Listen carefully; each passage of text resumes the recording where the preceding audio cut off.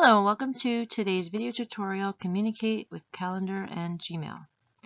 Today we'll learn how to use Google Calendar and Gmail to share important dates, reminders, and events with other people. Sharing schedules helps you become a better communicator. Before we get started, let me tell you a little more about myself and Grow with Google.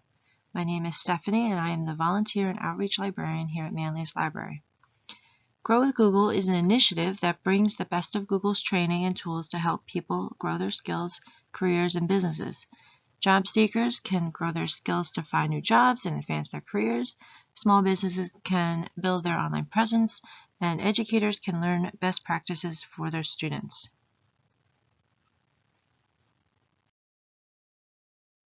Effective communication not only shares information with others, but establishes trust, sets the scope of your project, and defines expectations. But it is also critical for improving teamwork and building trust. In today's lesson, we'll create and share a new calendar, add an event to the calendar, and receive and accept invitations in Gmail. To complete the lesson, we'll take you through planning an event step by step and give you some hints and tips that will make your life easier. You can use a calendar to schedule an upcoming family event, a meeting at work, or an appointment. Then you can use Google Gmail to share the calendar, send yourself reminders, and share your calendar with family, friends, or coworkers who need to know your schedule. First, sign into your Google account. Open a new tab in the browser window and go to google.com. If you are not signed in, click Sign In and enter your username and password. If you don't have a Google account, you can create a free one by clicking Create an Account on the screen. Sign into your Google account allows you to access lots of Google apps that you can use for work at home. Signing into your Google account allows you to access all the products you'll see today. You only have to sign in once to be able to access Google Sheets, Docs, Slides, Photos, Forms, Gmail, Calendar, and lots of other applications. After you have signed into your Google account, use the Google Apps menu to move between applications. Select the Google Apps icon. Here you'll see all the Google applications that come with your account. Notice that your most recently used apps appear first. Click More to expand the list. You can get to Gmail, Sheets, and Slides here. Let's start planning our event using Google Calendar. Digital tools like Google Calendar make it easier to keep all this information organized. What are some important events you would like to schedule that you need to share with others? What is an activity where you meet more than once that requires a schedule? Select an event you will schedule. Pick an event that would need to be shared with others more than once, such as a club meeting, sports, or drama practice, or volunteering. This is your personal calendar. If you share this calendar with your group, they will see everything you add, even doctor's appointments, family birthdays, and personal errands. That's a lot of information you probably don't need to share with other people. Creating a new calendar allows you to share information with a certain group. What types of groups might want to share a calendar? Click the arrow next to My Calendars and select Add Other Calendars. Then select Create a New Calendar. Next, provide a calendar name. Add a description and a time zone too if you'd like. What information would be important to share with people about an event? Select Create Calendar button. Select Settings and return to the calendar. Your new calendar will appear under My Calendars. Now, let's walk through the steps to add an event to your calendar. When you plan an event as a group, one person will add the event and then share it with others. Why would it help to have one calendar for a group instead of everyone keeping track in their own calendars? Now you will add our event. View your calendar by month to make it easy to find a date for your event.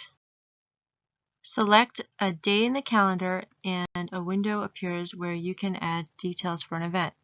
Enter the title of the event. Select a title that is short but explains the purpose. Then edit the event to add details.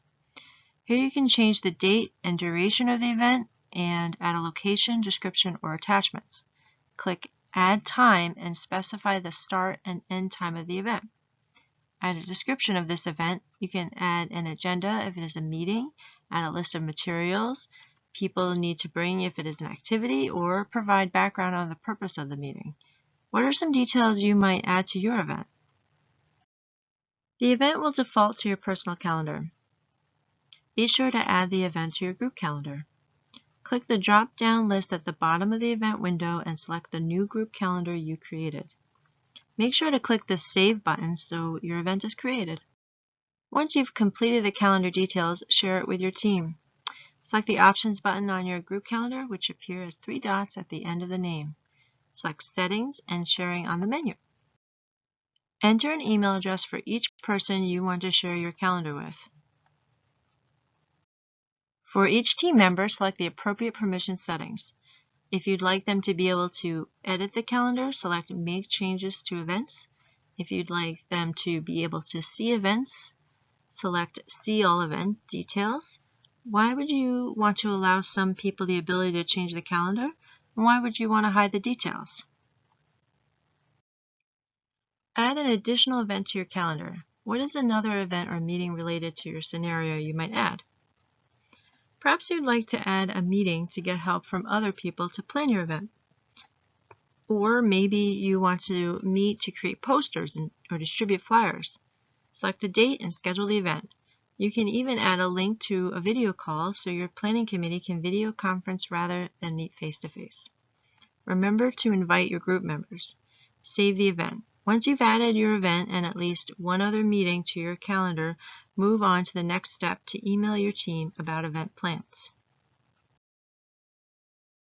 Now that we have created a new calendar and created a new event, let's walk through how to receive and accept invitations in Gmail. In a new window or tab, open Gmail to see your inbox. Here you will find any invitations that you have received. When you open one, you can accept or decline the invitation. So far in this lesson, we have created a new group calendar, shared the calendar, and added a new event. Now you will use Gmail to communicate more details about the calendar and event. Good communication is critical when working with a group of people. Projects will be more successful if everyone is well informed about the work you are doing together. Great teamwork starts with excellent communication.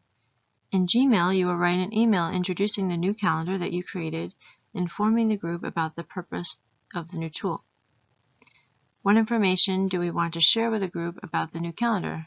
And why is the calendar important? To navigate to Gmail, open a new tab in your web browser. Select the Google App button in the upper right and select Gmail. Create a new email by selecting the Compose button. Add the message recipients in the To field. Type the email address of each group member, separated by a space or comma. You can also add recipients as carbon copy, CC, or blind carbon copy. For example, if you were running late to work, you might email your manager and CC team members who might be affected by your absence. You might use blind carbon copy when you are emailing people who do not know each other and you want to keep their emails private. This is important when sending business or promotional emails. What might happen if you don't use BCC? Then add a subject. The subject should describe the contents of the email. Next, type a message to let your team know why you've created a new group calendar. When you've finished writing, proofread your message. Fix words underlined in red. You can also run a spell check by clicking the dots in the lower right of the message window and selecting Check Spelling. The last step in today's workshop is how to create an email signature. A signature adds a professional look to your emails. With a signature, you can share important contact information on every email you send, so you do not have to type it over and over again. To create a signature, open the Settings menu, which looks like the gear icon. In this menu, you can also add a profile picture, create an out-of-office message, or adjust other email preferences. Scroll down to Signature. Type the text you want to include as your signature. Keep it short, no more than 3 or 4 lines. Include your name, then add your company or school name. You might also want to add a link to a personal school or business website. To let people know about an event, you could include a short description. Customize your email signature however you'd like. You can change the font and colors, include hyperlinks, or even add an image or animated GIF. When you're finished, save your edits and return to your inbox. Compose a new email. You don't have to sign your email because your signature is already there. Let's recap on what we talked about and look at some resources. I hope you're feeling more comfortable with Calendar and Gmail now. In this short period of time, you created a new calendar, shared the calendar, and added a new event. Other types of events you could schedule include doctor's appointments, club activities, and weekend events.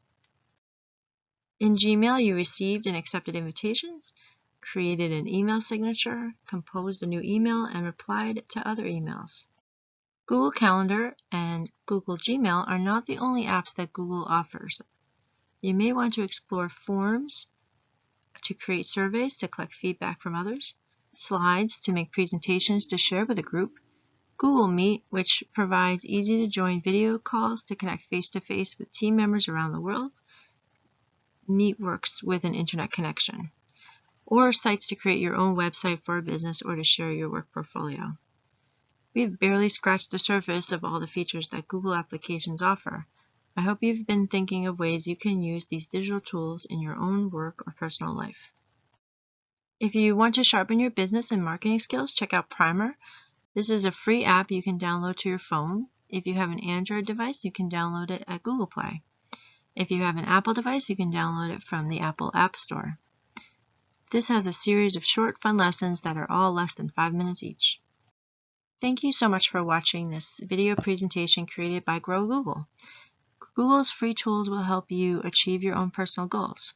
I hope you learned something new today that will help you on your personal journey to achieve all your personal and professional goals. Please, if you enjoyed this video, please leave a comment and don't forget to subscribe.